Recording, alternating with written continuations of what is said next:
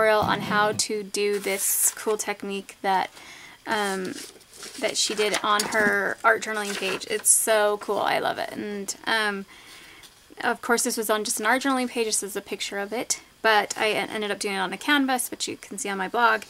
So I just wanted to show you really quick this fun technique. And there's two ways that you can do it. First of all, I just started with a background. I've just created like a simple background. It's got some stuff on it. And then you're going to take any kind of paper, and I have found that lightweight paper is better. So you can use, like, this is a dictionary, you can just use book paper, music paper, whatever you want. You can also use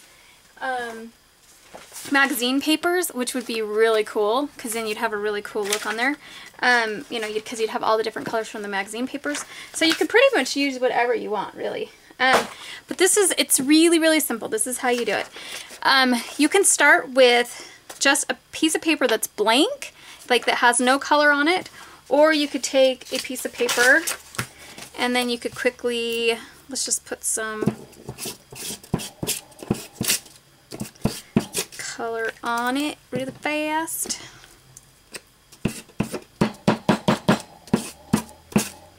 Maybe stamp on it. There's my ink.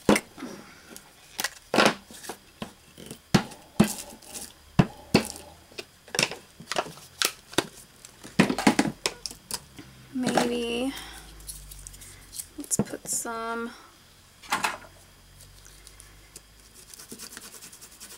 dots on it or something. Okay, so you could do a page where you've just like colored it like this, or you can have a blank page. Either one. Because either way you can add color to it later if you don't want to add the color to it first. So what you would do is you would just take it and you're just going to roll it. And I like to kind of roll it crooked so that I get, like you can see these little lines in here. And another thing what you could do to make those stand out is you could go in and ink the edges of your paper so that when you begin to fold it, you'll see those edges. So you'll see what I mean. So let's go front. Let's see how I begin to curl, and you can see like where those are defined now. And I've covered up obviously some of this. Maybe I don't want to cover up all of it, so let's put that in half and we'll do, this would be one right here. We can make another one out of this. So what I would do for this, or what the next step that I do is I just take some Mod Podge, and let me get some in my little canister. And I'm just going to put it right here. And this is a canvas, as I said. You could do this on wood, you could do it on an art journaling page, whatever you want. And then I just stick it right into there. And I usually try and stick it so that the tab side, like the rolled side, so say this was going to be a rolled paper, like this side isn't necessarily sticking up. You can totally have it sticking up, but the first paper I try not to, because it needs to like have, it needs to be there pretty stable. But then once you start rolling them and sticking them next to each other, then you're just creating, you know, like a barrier for the next one to sit against. And you can do as small and as tight of rolls as you want, or as loose of rolls. And it just doesn't matter. I mean, it just depends on the look that you want to get when you're done. And you can do, so you would just keep rolling it until you've got like whatever, however you want on the canvas. Obviously the one that she did here, which I love about it, it's just so random. There's like all these different things, and then she went back on there and doodled on it and colored on it and painted on it, which was really cool. But then like this one's kind of off, and she has a word there. The one that I created, you can see that I did like a whole thing, and I kind of did it in a heart shape. Let me back up. Nope, that's not back up. In a heart kind of pattern, so that when I did the heart, it kind of came in a little bit. But then you can also do shapes. Like this one is one that I've started that's a flower, and you can see a picture of it on the blog, and I just rolled them and then put them in the shape of a flower. You could do that with a heart. You could do that with just about any shape. It would be really cool. So you would just keep rolling it on here until you get, you know, the kind of the look that you want, or whatever you're trying to achieve with it. And then once you have And I actually like to really mix up the papers, like use book paper mixed with notebook or note paper. And I didn't get that one long enough. And I want it a little longer, so I am just going to, well, let's try that again. Got to make it really tight.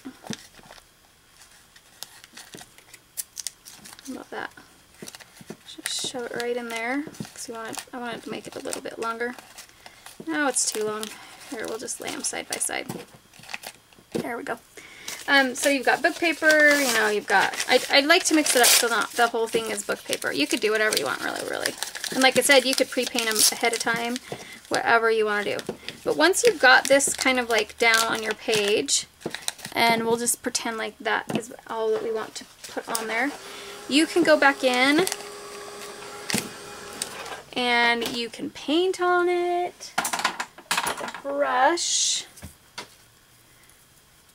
Which you can go in if you wanted to come in and add color to it. Let's say we wanted to add some orange. Come in and paint the orange in. I mean, you could come in here and put dots on here. And let's use green.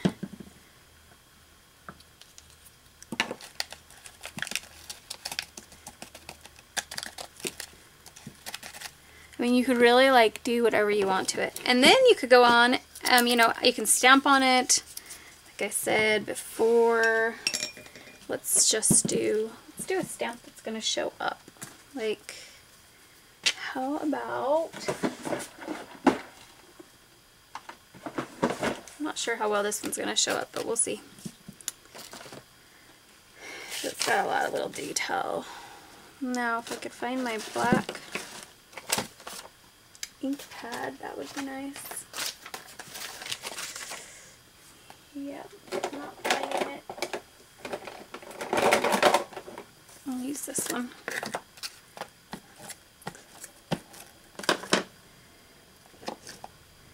Kind of want it, well, let's just go this way.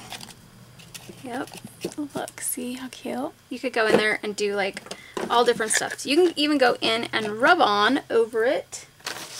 And let's say we wanted to do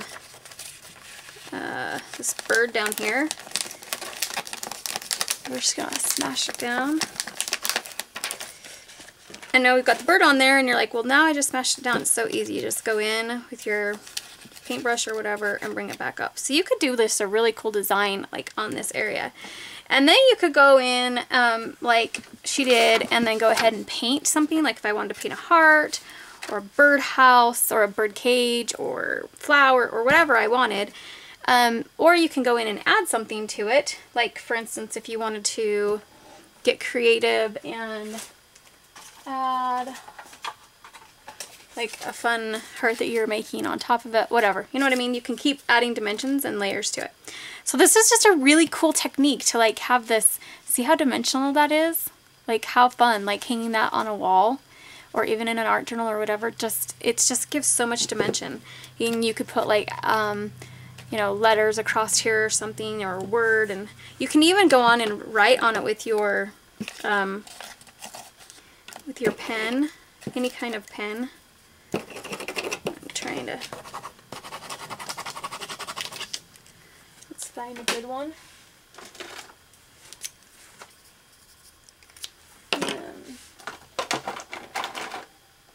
When I want a good one, I don't have one.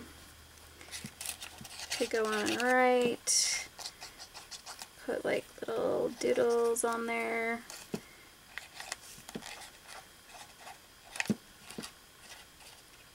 Define any kind of thing that you want on here. I'm just defining the little circles and stuff on it.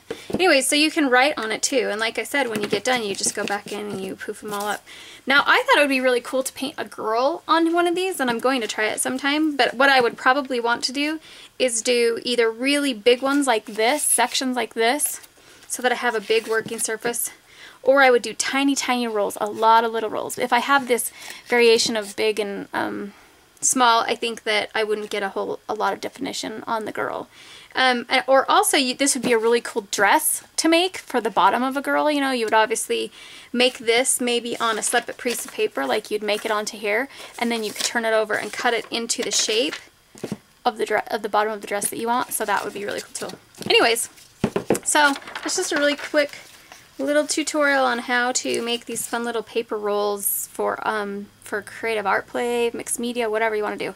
And I just love the inspiration that Junelle's given us. So she's just freaking brilliant. I love her. So anyways, thanks for joining me.